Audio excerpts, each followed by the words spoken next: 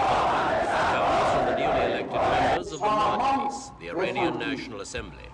Dominated by the clergy and their allies, the Majlis reflects the power the religious leaders wield in Iran today. As the grip of ailing 80-year-old Khomeini loosens, he is looking to these men to tackle the country's mounting problems.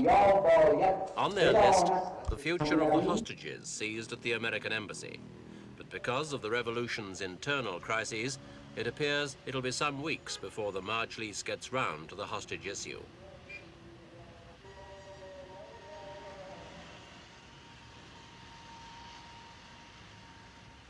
The American embassy now is relatively quiet. In the aftermath of the abortive American rescue attempt, the hostages have been scattered in small groups to Iran's regional cities. Only the posters remain. The messages reflect Iran's current concerns, especially outside interference in Iranian affairs from any power.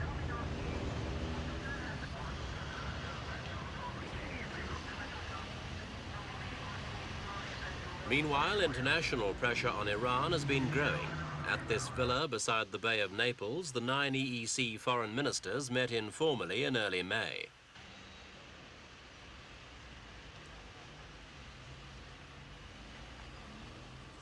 Behind the closed gates, they reached agreement on joint action against Iran. They decided to impose economic sanctions on business deals signed after the seizure of the American hostages on November the 4th last year. But the British foreign minister met strong opposition to this plan within his country's parliament. His government was forced to reverse the decision to backdate the sanctions to last November. So the European decision, which was estimated to affect only 8% of trade with Iran, was further diluted. The EEC had complied with the American request to impose sanctions without enthusiasm, as many states felt they wouldn't work and could delay, rather than speed up, the release of the hostages.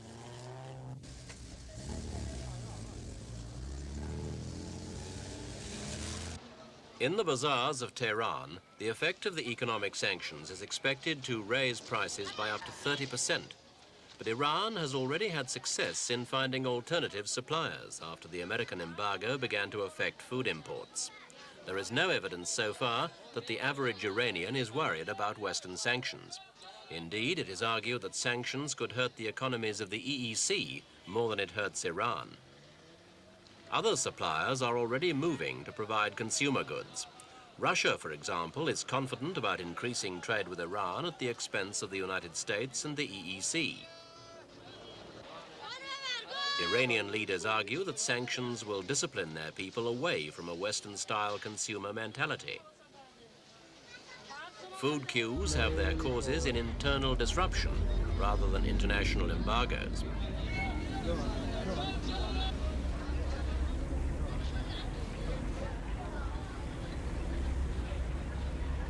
Sanctions might be more effective outside of Tehran. In the mountains, hydroelectric projects are being built by giant overseas construction firms. This river is being dammed by Italian contractors, who have over $3 billion American worth of outstanding work in Iran. The EEC decision not to disrupt contracts that have already been signed should allow work to continue. However, spares for equipment and machinery have already become difficult and expensive to obtain. European traders have lobbied hard to protect their dealings with Iran and already have found avenues to bypass restrictions. One way is here, in the Gulf state of Dubai, principal port of the United Arab Emirates. The EEC sanction regulations don't mention re-exporting. International companies could ship goods to ports such as Dubai and then wash their hands of them when it came to the question of final destination.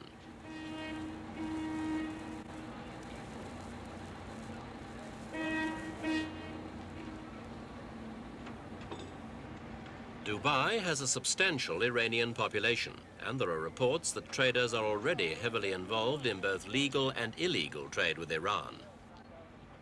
Far from fearing the introduction of sanctions, Dubai traders welcome them. Iran has threatened to cut back oil supplies to the West in retaliation for trade embargoes.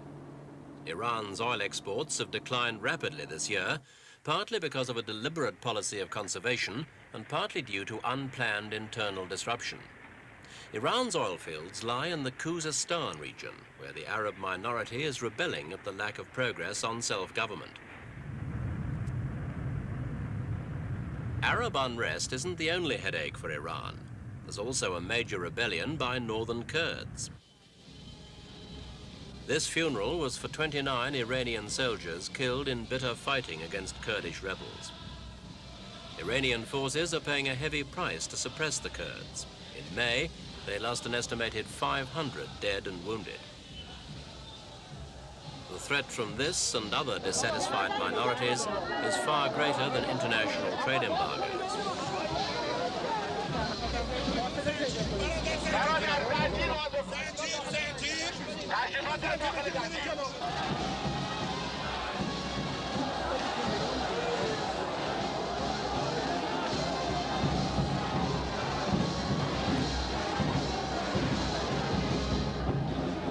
In order to deal with the schisms threatening to destroy the revolution, President Bani Sadr has sought to strengthen his position.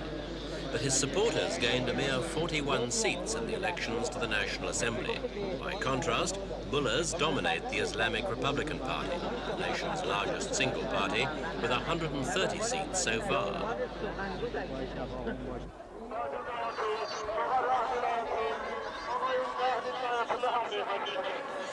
As the crowds gather at the city's mosques for political rather than religious sermons, it's the power of the mullahs which is in the ascendant.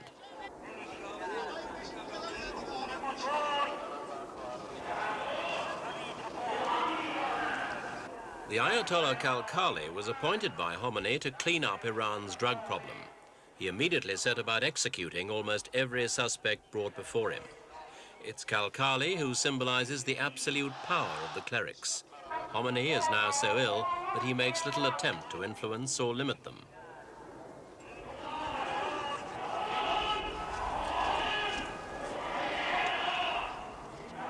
Increasingly, the mullah's power is backed with military protection.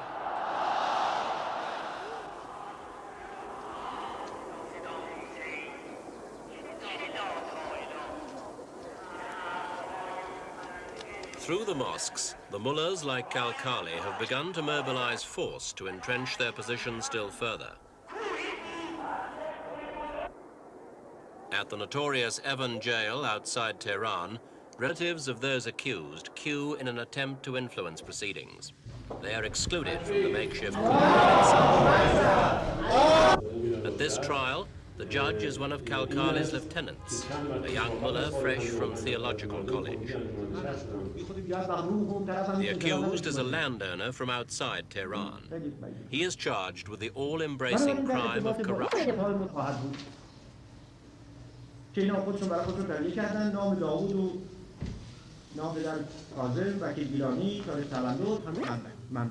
موضوع اظهارات چند نفر مؤمن درباره فعالیت‌های مضر.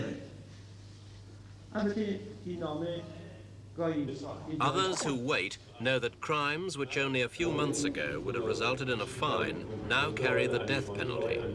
No defense lawyers are permitted. The accused must defend himself.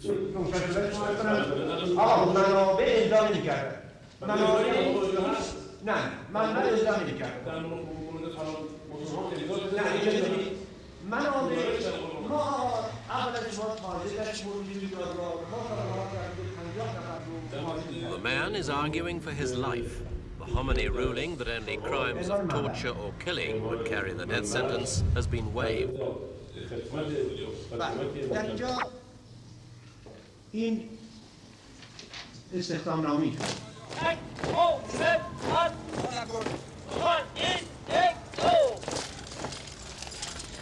The potent military wing of Mullah power gathers for its twice-weekly training session. This militia is under the exclusive control of the religious leaders. Formed as defense units against outside threats, they could be equally potent against internal enemies in any future street battles.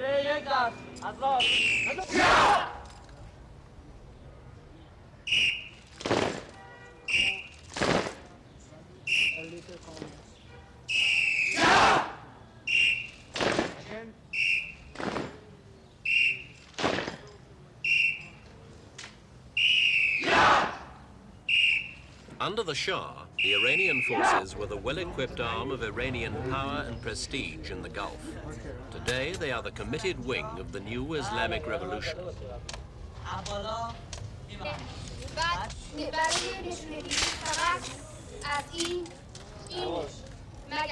Women also have their role in the defense of the revolution. Every Friday after prayers, schoolgirls gather in yards behind Tehran's mosques for compulsory weapons training. It's a sharp and ironical contrast with the more restricted life they will grow up to face in the new Islamic order. But fears of counter-revolution are such that the rules have been bent to allow them to participate in what Islamic society normally reserves for men.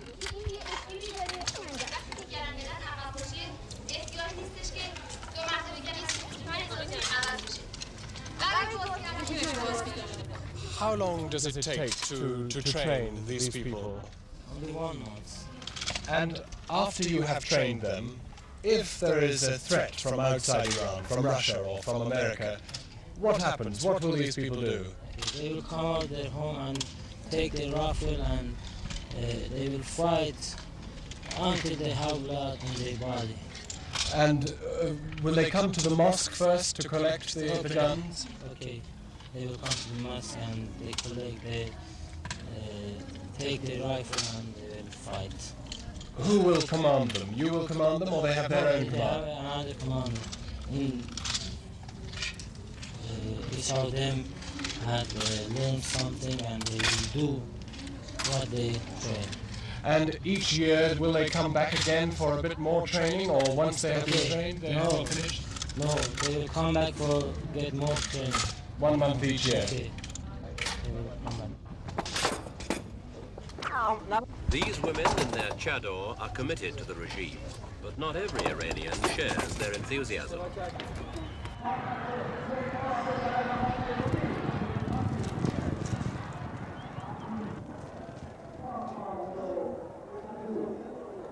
Symbols of a less religiously committed Iran, scenes strangely out of place in a society now under the sway of the Mullahs.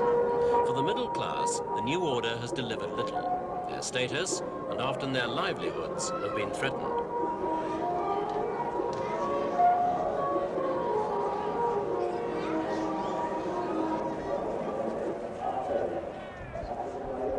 A day at the races is now a luxury for the few.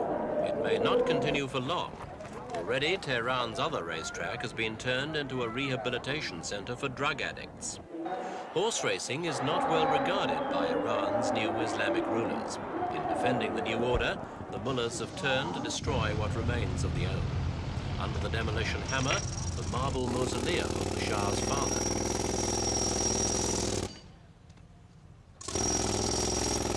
The Ayatollah Khalkhali has made a unilateral decision to tear down the tomb and turn the site into a public lavatory.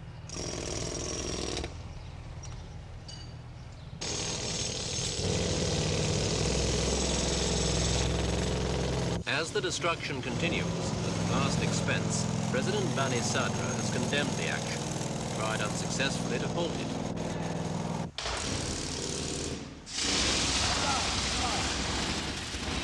The issue has symbolized Bani Sadr's wider battle to curb the excesses of the clerics. But in this act, at least, the justifications put forward by the supervising mullah appear to have the backing of the onlookers.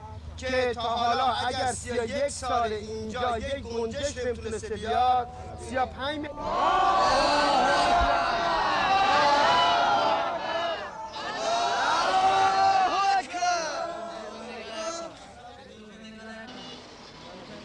Whilst the mullahs and Bani Sadr battle for power, the mounting problems remain unsolved. The tents of the growing army of homeless lie in sight of new housing blocks which have lain empty and unfurnished for more than a year. With mounting economic and political problems, the ranks of the dissatisfied are growing. There's no desire to see the Shah back, but if the current pressures continue to increase, even the mullahs might find them difficult to control.